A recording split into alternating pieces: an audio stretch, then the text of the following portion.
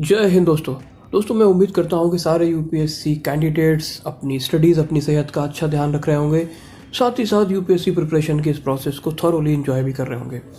दोस्तों, रचना versus union of India का case UPSC ने जहां एक तरफ ऑनरेबल सुप्रीम कोर्ट को ये बताया है कि वो कैंडिडेट्स को एक एक्स्ट्रा अटैम्प्ट नहीं दे पाएगा, वहीं दूसरी ओर ऑनरेबल सुप्रीम कोर्ट ने एस्पिरेंट्स की तरफ एक सहानुभूति का रुख अपनाया है। दोस्तों, अगर आप इस केस की क्रोनोलॉजी को देखें, जहां एक तरफ UPSC defer and delay tactics use करता हुआ दिखा, वहीं ऑनरेबल सुप्रीम कोर्ट का हमेशा एक सकारात्मक दृष्टिकोण दिखा कैंडिडेट्स के फेवर में। 30 सितंबर को ऑनरेबल सुप्रीम कोर्ट में केस था प्रीलिम्स के एग्जाम को डिफर करने के लिए। उस समय ऑनरेबल सुप्रीम कोर्ट ने ये डिसीजन यूपीएससी के फेवर में दिया था कि एग्जाम शेड्यूल डेट यानी कि 4 अक्टूबर को ही होगा, उसको डिफर नहीं किया जाएगा फर्दर, लेकिन कैंडिडेट्स को एक एक्स्ट्रा अटेम्प्ट दिया जाए, इस पे कंसीडरेशन करने के लिए उन्होंने यूपीएससी को बोला था, जिसके जवाब में additional solicitor general mister SV. Raju ने यह बोला था कि यूपीएससी इसको कंसीडर करेगा। 11 जनवरी की हियरिंग में यूपीएससी इस केस को डिफर करके फरवरी में ले जाना चाहता था, लेकिन ऑनरेबल सुप्रीम कोर्ट ने कहा कि नेक्स्ट प्रीलिम्स एग्जाम का नोटिफिकेशन 10 फरवरी को आना है, तो इस केस का निर्णय उसके पहले होना चाहिए, जिससे कैंडिडेट्स को एडवांटेज मिल सके, उनको फ़ायदा मिल सके, और उन्होंने उस केस को अर्जेंट कर दिया। यूपीएससी को ये भी कहा साथ ही साथ कि वो इस केस की मॉडलिटीज़ को 22 जनवरी यानी कि नेक्स्ट हियरिंग के पहले फाइनल करके हमको बताए। 22 जनवरी की हियरिंग में यूपीएससी ने बोला कि वो एक्स्ट्रा अटेम्प्ट नहीं दे पाएगा।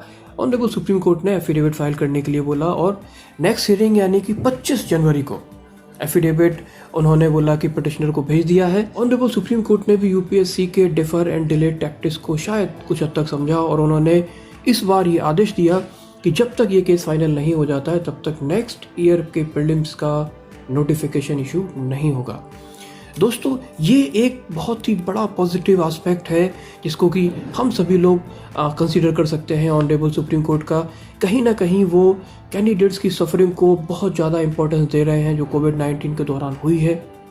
कि अपने निर्णय में उन्होंने ये बोला था कि एग्ज़ाम शेड्यूल डेट पे हो, लेकिन उस समय भी कहीं ना कहीं सुप्रीम कोर्ट में जजेस इस बात को मानते थे कि कोविड-19 के चलते कैंडिडेट्स को बहुत ज़्यादा प्रॉब्लम्स हुई है अपनी प्रिपरेशन करने में।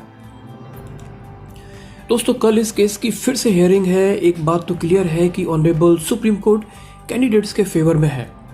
अब वो क्या डिसीजन लेता है और किस तरह से ये फाइनल वर्डिक्ट आता है, उसका सारे कैंडिडेट्स को बहुत ज़्यादा इंतजार है। लेकिन साथ ही साथ सारे कैंडिडेट्स ये भी चाहते हैं कि ये केस जल्दी से जल्दी फाइनल हो, जिससे वो कैंडिडेट जिन्होंने अपना लास्ट अटेम्प्ट दिया था और वो अभी तक डायलेमा में है कि उन्हें एक्स्ट्रा चांस मिलेगा या नहीं, तो उनकी प्रिपरेशन भी प्रॉपरली नहीं हो पा रही है।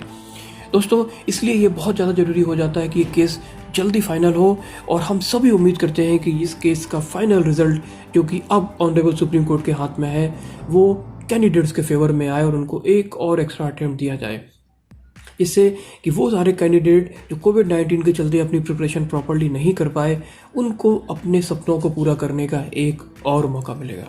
दोस्तों, मैं आपके इस यूपीएससी के सफ़र में मैं आपके साथ हूं, और मेरे साथ जुड़े रहने के लिए आप मेरे चैनल को सब्सक्राइब करें, जिससे मैं आपके लिए इंपॉर्टेंट और पर्टिनेंट वीडियोस बनाता रहूं। I am wishing you very best of luck for all of your endeavours. Do well, stay safe, stay healthy, and do take good care of yourself. जय हिंद दोस्तों।